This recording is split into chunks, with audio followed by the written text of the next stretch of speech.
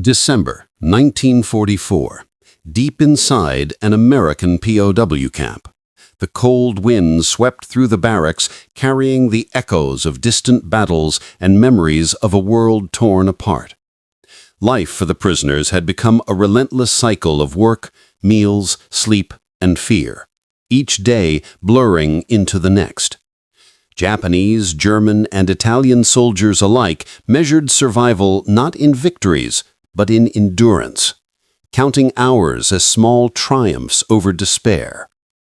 The camps were heavily guarded, wire fences rising like iron sentinels and watchtowers dotting the horizon, and the sight of an American soldier was, at first, terrifying, a reminder of the enemy painted as ruthless and merciless.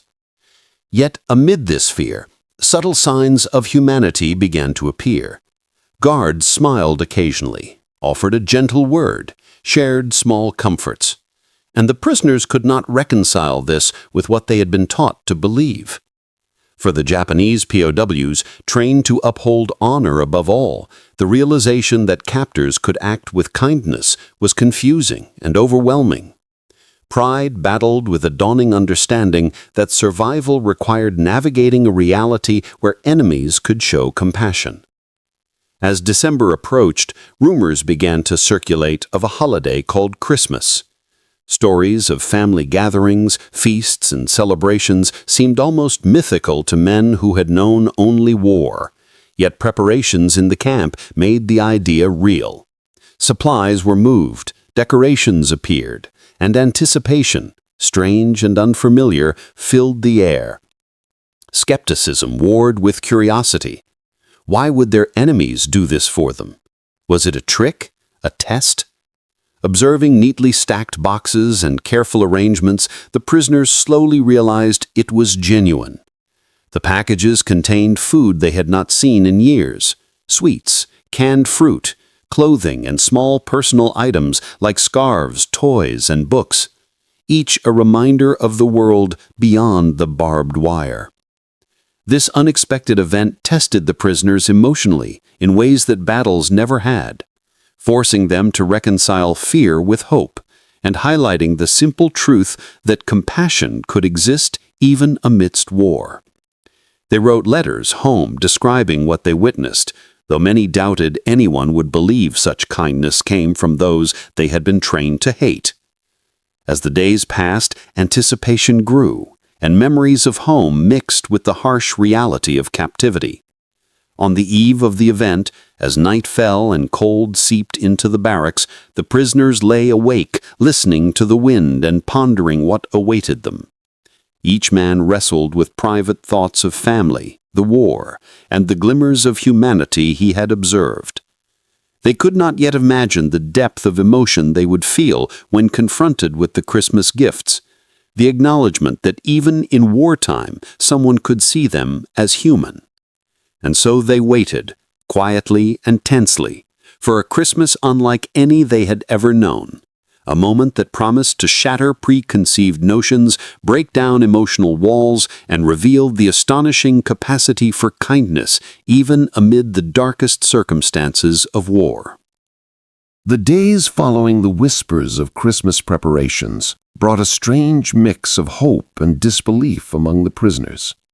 Each morning, as they performed their duties and trudged through the snow-dusted grounds, their minds returned repeatedly to the possibility that something extraordinary awaited them. Letters from home, already rare and heavily censored, became even more precious, carrying stories of families preparing for the holiday season, images of meals and celebrations that seemed almost like myths to men confined behind barbed wire. Some prisoners shared these letters in hushed tones, reading aloud passages about children decorating trees or families gathering around tables, their words punctuated by sighs of longing and quiet laughter that seemed out of place in the harsh environment of the camp. The guards, noticing the prisoners' quiet fascination, continued their careful, deliberate preparations, understanding that morale was fragile and that each small act of kindness could have an impact. They moved quietly through the barracks, placing items in storage areas, checking on supplies, and occasionally exchanging words with the prisoners, whose initial suspicion had softened into cautious curiosity. For many Japanese POWs, the idea that their captors were planning a celebration was both bewildering and unsettling. Years of indoctrination had taught them that the enemy was merciless and that trust could be fatal. The thought that Americans might honor a holiday traditionally celebrated in distant lands for the benefit of men they considered foes challenged everything they had been taught to believe. As rumors grew more specific, prisoners began to speculate about what the event might entail. Some imagined meals that rivaled those from their childhoods. Others expected tricks or tests, fearing that any gesture of generosity might conceal hidden punishment. And yet the evidence of care became undeniable. Supplies of food, clothing, and small personal items continued to arrive, stacked neatly in the storage areas, each box a puzzle that defied expectation. The anticipation built gradually, almost painfully, as the prisoners observed the subtle changes around them. Decorations appeared quietly in communal spaces. Crates were labeled carefully, and the guards moved with a precision that suggested respect for both the prisoners and the tradition they were about to honor. Conversations between prisoners shifted from routine complaints to speculation, memories of home, and cautious excitement. In whispered discussions, they shared stories of past Christmases, of warmth, of family, of meals and gifts, each recollection stirring emotions they had long suppressed. Pride and skepticism continued to wrestle within them, especially among the Japanese men, for whom showing vulnerability or hope could feel like dishonor. Yet even these deeply ingrained notions could not withstand the growing realization that something extraordinary was coming. By the time December's chill deepened, the prisoners were caught in a strange liminal space, suspended between fear and expectation. They observed the preparations with wide eyes and cautious hearts, noticing the care with which every detail was handled. And in that suspended moment, before the event itself, the POWs began to experience emotions they had almost forgotten. Anticipation, hope, and the fragile comfort of knowing that, for once, even the enemy might recognize their humanity. They lay awake at night, listening to the wind whip through the fences, reflecting on the small gestures they had observed and the possibility of a Christmas that could be different from anything they had imagined. Memories of home mingled with the stark reality of the camp, creating a mixture of longing, skepticism, and curiosity. In those quiet hours, the prisoners sensed that something remarkable was about to unfold, an event that would test their expectations, break down walls of fear and mistrust, and remind them that even amid the horrors of war, moments of compassion and humanity could exist, waiting quietly to surprise them. As December wore on, the rumors of Christmas reached every corner of the camp, traveling from barracks to barracks, whispered cautiously between prisoners who struggled to believe what they heard. The Japanese POWs, conditioned to expect cruelty and punishment from their captors, could hardly comprehend the notion that the Americans might honor a holiday with acts of kindness for men they had fought against. Yet the evidence grew impossible to ignore. Boxes labeled carefully with neat handwriting were moved from supply areas into central locations, and subtle decorations appeared on walls and in communal spaces, the faint scent of pine mingling with the cold, damp air of the camp.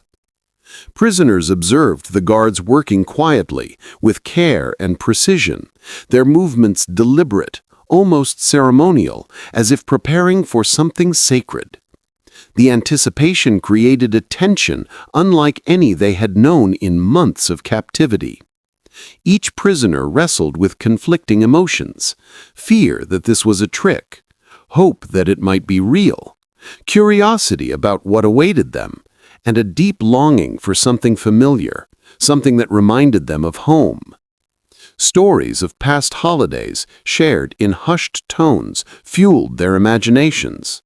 Some recalled Christmases spent with family, decorating trees, sharing meals, exchanging gifts and singing songs. Others remembered only fragments, memories blurred by time, loss, and the relentless passage of war. Conversations shifted from complaints about the cold or the monotony of camp life to speculation about the coming event. The prisoners debated what the Americans might have prepared, imagining food, small gifts, and perhaps a moment of respite from the harsh reality of captivity. Skepticism was strongest among the Japanese soldiers, whose pride and sense of honor made them wary of any display that seemed too generous. They questioned the motives behind the preparations, wondering if this was some clever form of psychological manipulation or a test of obedience. Still, as they observed the care with which every detail was handled, the precise stacking of boxes, the gentle interactions of guards with one another, the quiet attention to decorations, they began to sense that this was genuine. The prisoners could feel the atmosphere shift, the air itself carrying a strange mixture of anticipation, disbelief, and a flicker of hope that warmed even the coldest corners of the camp. They began to imagine what it would feel like to receive something tangible, something that reminded them of home, of family, of a world outside the fences and watchtowers.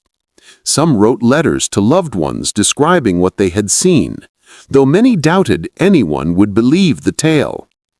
Nights became restless as excitement mingled with apprehension, and in the quiet hours, the prisoners reflected on the small acts of kindness they had already witnessed: an extra slice of bread, a warm word from a guard, a shared blanket. These gestures, seemingly minor, had begun to erode the walls of fear and suspicion that had long surrounded their hearts. The camp, once a place defined entirely by discipline, control, and survival, now held a quiet tension of expectation. The prisoners sensed that something extraordinary was approaching, something that could shatter preconceived notions, challenge deeply held beliefs, and reveal that even amid war, compassion could exist. And so they waited, cautiously, hearts heavy with skepticism, but touched by the faint glow of hope, knowing that in the coming days they would experience a moment that would forever alter their perception of what was possible. A Christmas in captivity, unlike any they had imagined, where fear, isolation, and despair might be briefly replaced by something far more human, far more profound, and far more unforgettable. The days leading up to the event were filled with subtle changes that the prisoners could not ignore. Decorations appeared quietly along the walls and in common areas, small sprigs of evergreen tied with simple ribbons, the faint scent of pine drifting through the cold air of the camp. Boxes continued to arrive, neatly stacked, each one a mystery that sparked curiosity, disbelief, and a cautious sense of anticipation. The Japanese POWs, trained to expect cruelty and manipulation from their captors, could hardly comprehend that the Americans might honor a holiday, let alone do so with care and thoughtfulness for men they considered enemies. Yet the evidence became impossible to ignore.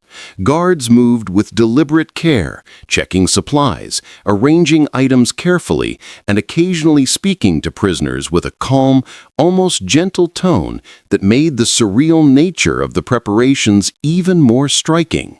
Whispers of Christmas spread through the barracks, prisoners exchanging stories of past holidays, sharing memories of family, food, decorations, and small rituals that had once been the highlights of their lives. Some laughed quietly at the thought of receiving gifts from those they had been taught to fear. Others stared silently, unable to reconcile the reality before them with everything they had believed. The atmosphere in the camp shifted subtly, the usual tension replaced with a fragile warmth, a sense of cautious hope that made hearts both anxious and eager. Prisoners observed every detail, from the careful stacking of crates to the careful handling of packages, and slowly began to sense that this was no trick. Among the Japanese men, pride and caution warred with a growing curiosity at a longing for comfort, for a glimpse of normalcy in a place defined by deprivation and strict rules. They speculated quietly about what the contents might be, imagining food, small personal items, and perhaps even something that reminded them of home. The anticipation created a tension unlike any they had felt before, a mixture of fear, excitement, and disbelief that permeated the air. Conversations became more animated as prisoners shared their thoughts and speculations, comparing memories of past holidays and imagining what the Americans had prepared. Even the most skeptical began to feel a flicker of hope, a sense that something remarkable was approaching. This moment, suspended between expectation and reality, tested their understanding of the world around them. The prisoners were beginning to realize that even in a place defined by confinement, discipline, and war, there could exist moments of compassion, gestures that transcended rank and nationality, and that these moments could challenge deeply held beliefs and reshape their perception of humanity. By the time the day of the event approached, the camp seemed to hold its breath, every prisoner caught in the tension between disbelief and anticipation, waiting for a moment that promised to shatter expectations, break down walls of fear and suspicion, and reveal a humanity that had been long denied. A Christmas in captivity, unlike anything they had ever imagined, a moment that would remain etched in their memories forever. Finally, the long-awaited day arrived, and the camp felt different even before anything had visibly changed. The air was charged with a strange tension, a mixture of curiosity, disbelief, and cautious hope that coursed through the rows of barracks.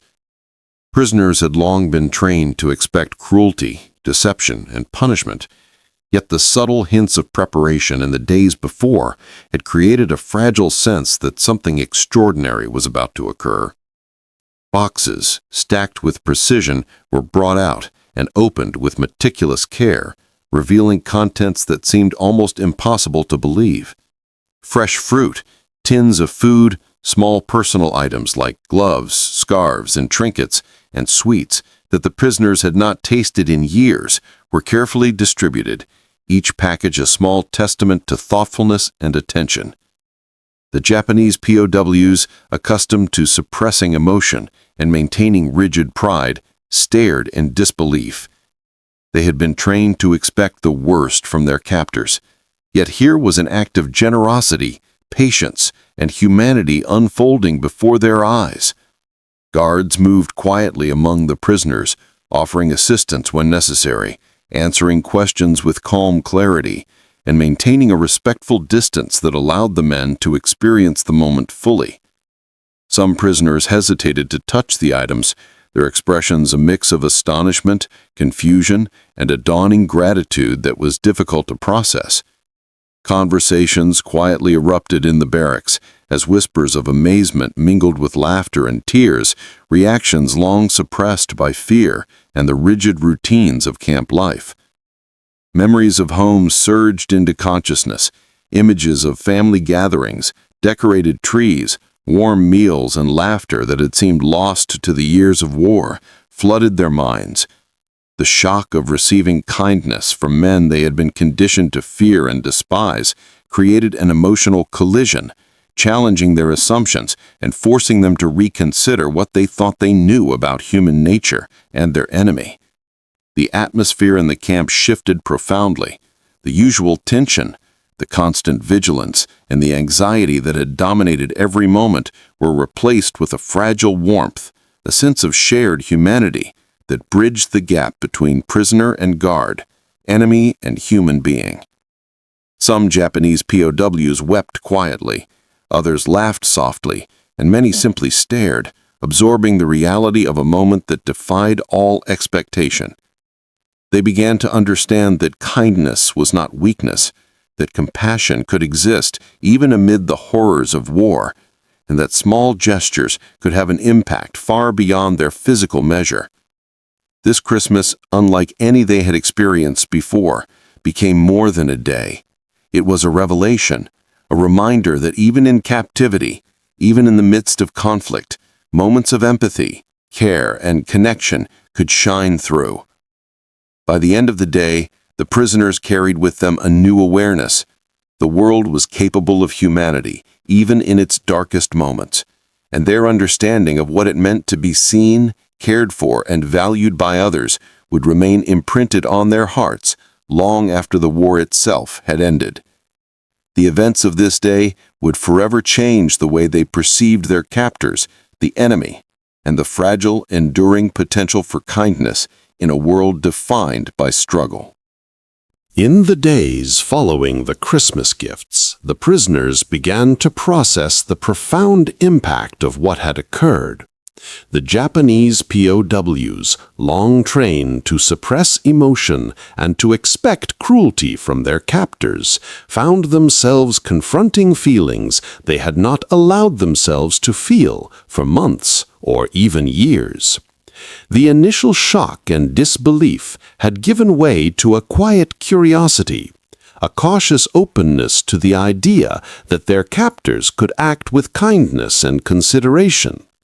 Conversations in the barracks shifted from routine complaints about food and weather to discussions of what had happened during the holiday, memories of home, and speculation about the intentions behind such gestures.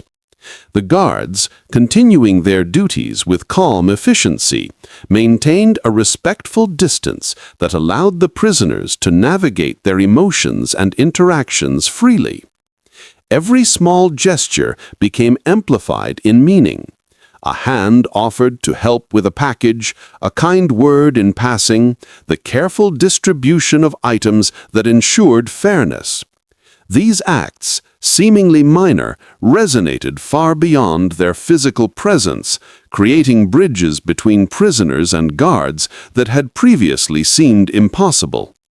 The Japanese men struggled to reconcile pride, honor, and discipline with this emerging understanding of humanity. Some felt guilt at accepting generosity, questioning whether it diminished their strength or honor, while others embraced it fully, allowing themselves to feel gratitude, warmth, and a fragile sense of hope. Over time, the atmosphere in the camp softened. The cold rigidity that had defined daily life was replaced by subtle interactions filled with empathy and understanding. Laughter could be heard more frequently, smiles exchanged more openly, and moments of shared conversation became cherished opportunities to connect with others across cultural and national divides. The experience forced the prisoners to reassess not only their captors, but also their own beliefs about morality, compassion, and the potential for human goodness even in the darkest circumstances. They began to see that the world was not entirely defined by conflict, fear, or cruelty, and that kindness could manifest in unexpected ways. This realization did not erase the hardships of war, nor did it lessen the weight of captivity, but it offered a glimpse of hope, a proof that humanity could survive even in extreme conditions. Each prisoner carried these lessons quietly, reflecting on the profound contrast between what they had been taught to expect and the reality they had encountered. They understood that the gestures of a single day, a single holiday, could leave lasting impressions, shaping their perceptions and memories in ways that would endure long after the fences, barbed wire, and watchtowers were gone. The Christmas gifts, simple in their presentation but monumental in their emotional impact, became a testament to the power of empathy, demonstrating that even in the midst of war, human connection could flourish and leave an indelible mark on those who experienced it. As the days passed after the Christmas gifts, the prisoners began to notice a subtle but profound change in the atmosphere of the camp. The Japanese POWs, once rigid with fear and discipline to suppress all emotion, found themselves observing and participating in moments of human connection they had long thought impossible. Small acts of interaction became significant. A shared conversation with another prisoner about memories of home, a brief smile exchanged with a guard, laughter that emerged quietly during communal meals. These moments, minor on the surface, carried immense emotional weight, reshaping the prisoners' understanding of their captors and the world around them. The guards continued their routines with calm, patient efficiency, yet the prisoners could sense an underlying intention to foster dignity, fairness, and a small but vital sense of normalcy. Conversations among the POWs shifted toward reflection, with men recalling past Christmases, stories of family, traditions, and the stark contrast between those memories and the current reality. Pride, honor, and skepticism still lingered, especially among the Japanese men, but they were increasingly tempered by recognition that acts of kindness did not signify weakness and that generosity could exist even amidst conflict. Observing these gestures repeatedly, carefully prepared meals, fair distribution of gifts, and patient interaction, prisoners began to internalize a new perspective on humanity, empathy, and moral courage. They saw that compassion was not bound by nationality, rank, or circumstance, and that even enemies could act with integrity and respect. This realization did not erase the harshness of captivity, nor did it undo the suffering of war, but it offered a glimpse of a world where small gestures could have profound impact, where hope could persist even under the most constrained conditions. The prisoners began to carry these lessons internally, quietly reflecting on the contrast between expectation and reality, on fear and kindness, on the capacity of the human heart to surprise. The Christmas experience became a lens through which they understood not only their captors, but also themselves, their ability to receive generosity, to recognize empathy, and to find moments of connection even in adversity. By the time December faded into the harsh months that followed, the memory of that holiday and the profound emotional shifts it inspired remained vivid. It had altered perceptions, created bonds that transcended enmity, and instilled a lasting understanding that even in the darkest moments of human conflict, gestures of care, patience, and generosity could illuminate the potential for goodness. For many of the Japanese prisoners, it was a lesson they would carry for life, a testament to the enduring power of human kindness and a realization that the world, even in its cruelty, could offer moments of astonishing humanity. As the war continued beyond that unforgettable Christmas, the memory of the gifts and gestures lingered in the minds of the prisoners, shaping their understanding of humanity in ways that no battle or hardship could. The Japanese POWs reflected on the contrasts between what they had been taught about the enemy and the reality they had experienced, realizing that even in the harshest circumstances, compassion could exist. Guards who had once seemed distant and unyielding became, in memory, figures of patience, care, and subtle kindness. Individuals who had quietly bridged the gap between captor and captive through simple acts of consideration. The lessons of that day extended far beyond the physical objects they had received. It was the intention behind them, the recognition of their humanity, and the acknowledgement that even men trained to fear and hate could be treated with dignity and respect that left the deepest impact. Conversations between prisoners, though now tinged with the knowledge that freedom was still uncertain, carried a new sense of reflection, empathy, and hope. The Japanese men, in particular, wrestled with pride, honor, and the emotional release they had allowed themselves, understanding that vulnerability in the presence of kindness did not equate to weakness, but to a recognition of shared humanity. Over time, these memories became stories passed among fellow prisoners, narratives of disbelief turned to gratitude, of fear softened by the warmth of unexpected generosity, and of lessons learned that would endure long after the war had ended. Each man carried with him the understanding that the world was capable of goodness, even amid conflict, and that the smallest gestures could have the most profound impact. When liberation eventually came, these experiences shaped the way prisoners approached life, relationships, and moral judgment, leaving an indelible mark on their perception of the world. The Christmas gifts in captivity were more than a brief reprieve from hardship. They were a revelation, a testament to the enduring power of empathy, and a reminder that humanity could survive even in the darkest hours. As the fences and barbed wire faded from view, the lessons of kindness, patience, and respect remained. The prisoners understood that the war could take much, but it could not take the memory of being seen, acknowledged, and treated with dignity. That holiday, and the quiet revolution it sparked within hearts hardened by war, became a symbol of hope, and a demonstration that even in times defined by violence and fear, the human spirit could still recognize and create moments of profound connection.